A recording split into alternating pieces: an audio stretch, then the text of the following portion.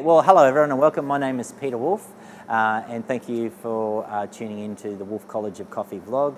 I've been getting some really positive feedback about everyone that's contributed on it, so thank you very much for continuing to follow our journey through coffee. One of the questions that I have been asked to talk about is the seasonality to coffee and sort of what our approach to that is here at Wolf Roasters. So I guess to understand how we kind of approach our coffee purchasing.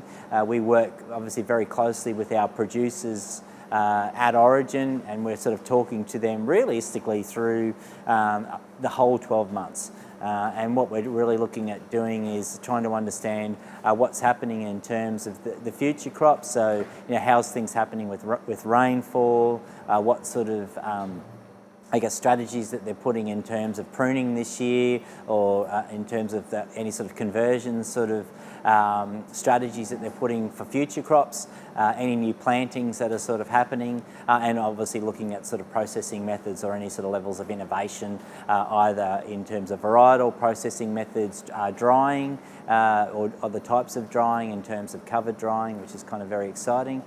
So these are all sort of influences that are going to impact the volume of coffee that's available for us to purchase, and the quality of the type of coffee that we're wanting to purchase. I guess the main thing is to take into account that it is an agricultural product, and there is going to be variation from crop from year to year.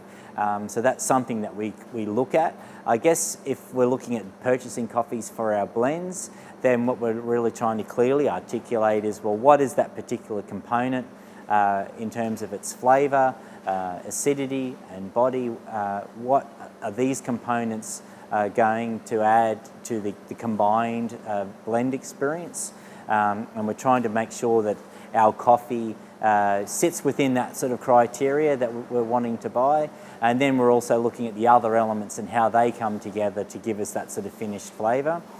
So we'll work obviously very closely with our farmers in terms of understanding that this is sort of what our sort of flavour sort of expectation is. So we write a specification sheet, and look, it lists all the normal sort of stuff, moisture content, water activity levels. We're looking at also the processing method that we're wanting to purchase, screen size, green bean density measurement, how we want it packed, whether we want it grain pro, vac packed, shipping instructions as well. So there's a whole myriad of things that we will sort of be asking of both our producers and exporters to produce the coffee. And then really once we've kind of made that decision, we'll either go to the origin, like we've done just recently with Boyce Harry's at Charnier Estate. We'll cup out sort of all the coffees and we'll be picking out sort of what we feel sort of suits us.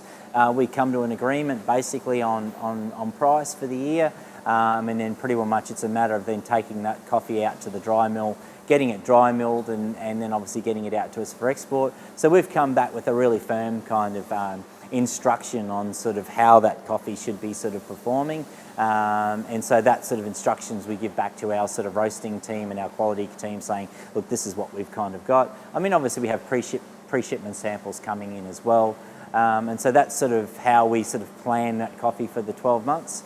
It does vary from year to year, and I guess there is also a minimum, unfortunately, that you as a business owner will have to accept, that if it falls below a certain minimum criteria in either flavour or quality, whatever it is, that those sort of benchmarks that you set for yourself, then you may be forced with that decision to sort of step away from that producer for the year.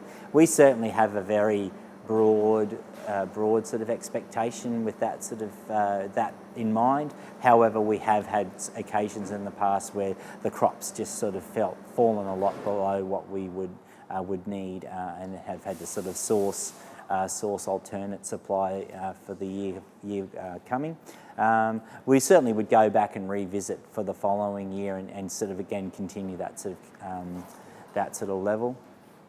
We also, in terms of our planning of our blends, think of sort of northern and southern hemisphere crop releases, and try and always make sure that our blends have a bit of a mixture of both of those kind of coffees in there where desirable. It just sort of helps balance the blend profile out over a 12 months period. And with some of our coffees, for example, we would only be looking for a 9-month carry. So our expectations is that we would run those coffees out over a 9-month period and then have a bit of a break for sort of 2 to 3 months. But it is sort of dependent on whether that was a single origin estate coffee that we were using or whether it was one of our blenders. So that's just a few ideas, I guess, on the seasonality of coffee.